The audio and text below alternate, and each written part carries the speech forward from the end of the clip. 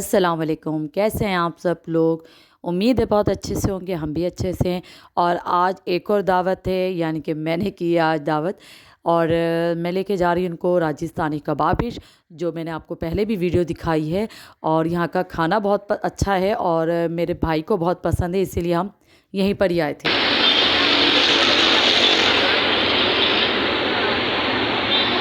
तो आपने सुन लिया होगा कि शोर कितना है, इसलिए वॉइस ओवर करना पड़ा। असल में पहले हम लोग ऊपर बैठे थे, लेकिन अम्मी अब्बू ऊपर चढ़ नहीं सकते थे, इसलिए फिर हम लोग बाहर आ गए थे, यानी कि बाहर साइड पे हम लोग बैठे हैं।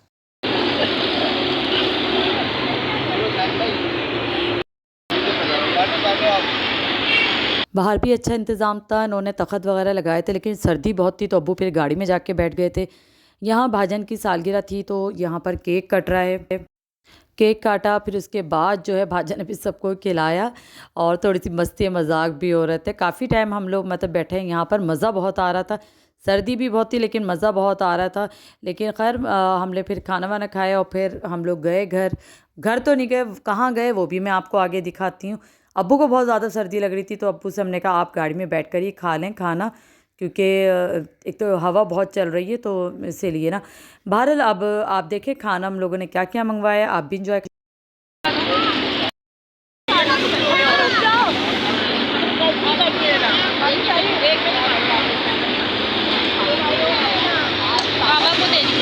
खाना बहुत अच्छा था और मैंने जो है ना सारी चीज़ें मंगाई थी, लेकिन थोड़ी थोड़ी क्योंकि फिर जब ज़्यादा होता है ना तो ज़ाया बहुत होता है। तो बहरहाल यहाँ ज़ाया नहीं हो, लेकिन यहाँ देखिए आप, कीमा कढ़ाई भी थी और कोफ्ते कढ़ाई थी।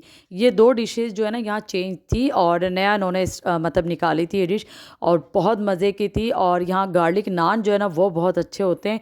तो भाजन को यहाँ का खाना बहुत पसंद है। और वाइट पास्ता था और पता नहीं क्या क्या था। बहरहाल आपने देख लियो, कढ़ाई जो चिकन कढ़ाई अलग थी, वाइट कढ़ाई अलग थी। और मतलब क्या था, और अब तो मुझे याद भी नहीं आ रहा। कबाब, हाँ टर्किश कबाब थे।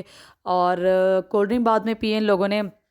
हम इनसे कहते कि चले चाय पीने चलते हैं, लेकिन ना अब्बू की सर्दी की वजह से अब महाजन का चले पहले अम्मी अब्बू को छोड़ देते हैं, अगर दोनों जाना चाहेंगे तो देख लेंगे।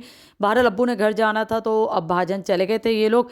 तो मैंने इसरार से कहा इसरार मुझे चाय पिला दें, क्योंकि मेरा बहुत दिल चाह रहा था। मैंने कोल्ड ड्रिंक तो नहीं पी थी, तो मैं अभी चाय पीने जा रही हूँ। और मुझे इनका जो है ना प्रोग्राम का कोई कंफर्म भी नहीं था कि ये लोग जाएं ना जाएं, तो इसलिए मैंने कहा भाई मैं तो चाय पी लेती हूँ।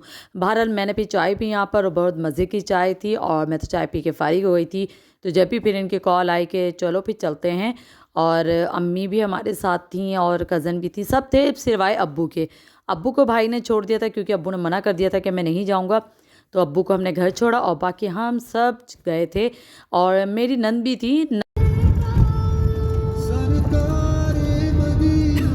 लेकिन नंद हमारे साथ सीवियो नहीं गई थी, उनका घर करीब था तो वो सीवियो अपने घर चली गई। बहरहाल फिर हम लोग यहाँ पर आ गए। ये लोग चाय पीने आए थे यहाँ पर, फिब्बी की बड़ी मशहूर है। और सबने मतलब जिसने कॉफ़ी पीनी थी वो कॉफ़ी पी रहे थे, जिन्होंने चाय पीनी थी वो चाय पी रहे थे। और ये ज़रा जगह आप लोग पहचानने की कोशिश करें। फिब्बी की चाय और सिटिंग एरिया, और जगह तो पहचान गए होंगे, कौन आता था यहाँ। तो यहाँ हम चाय पीने आए हैं। मैं नाम तो नहीं बताऊंगी कि यहाँ कौन आता था, लेकिन बहरहाल आप पहचान जाएं, जो जिनको याद रहेगी जगह तो वो पहचान जाएंगे। बहरहाल यहाँ की चाय बहुत अच्छी थी। और मेरी आवाज़ आपने सुना होगा कि बहुत बैठी हुई थी, क्योंकि ये उस वक्त शादी के दौरान की ही ये वीडियो हैं। तो उस वक्त तो मेरी आवाज़ वाकई में बहुत ख़राब थी, आवाज़ बिल्कुल गला बंद था। तो बहरहाल यहाँ हमने बहुत इंजॉय किया। और यहाँ पर जो है ना इतना मज़ा आ रहा था। यहाँ पर स्पाइडरमैन और सुपरमैन है ना फिर रहे थे, वो है ना पता नहीं क्या उसके कॉस्ट्यूम पहन के फिर रहे थे और इतनी मस्तियाँ कर रहे थे। बहरहाल डर भी लग रहा था क्योंकि अंधेरा इतना हो रहा था। हम मेरे ख्याल से आधा घंटा बैठे होंगे बामुश्किल, फिर इसके बाद हम लोग घर चले गए थे, लेकिन बहुत मज़ा आया। लेकिन एक बात जाते जाते ज़रूर कहूँगी कि जो हम लोग शादी और इन दौरान मतलब जो ज़हनी दबाव से गुज़रे हैं शादी के बाद और ये दावतों के बाद, मैं बहुत ज़हनी दबाव से गुज़री हूँ। और समझ लें कि ऐसा हुआ है मेरे साथ कि मैं अब किसी पे भरोसा नहीं कर सकती। भरोसा बिल्कुल टूट गया है मेरा। मैं किसी पे नहीं, बस यही कहूँगी, यही मैसेज दूँगी आप सबको कि भरोसा सिर्फ़ अल्लाह पे करें और अल्लाह से ही उम्मीद लगाएं।